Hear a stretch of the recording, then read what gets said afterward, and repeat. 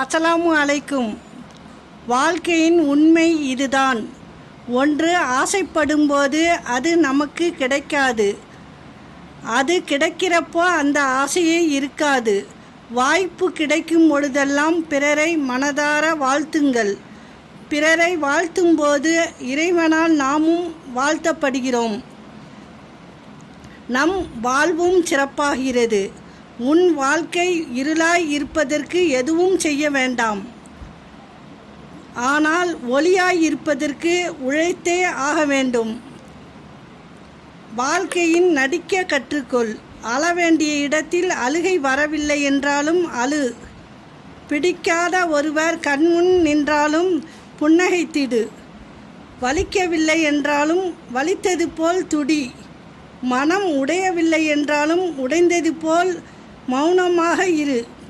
சிலரின் மேல் கோபம் இருந்தாலும் அவர்களுடன் சிரித்து பேசு.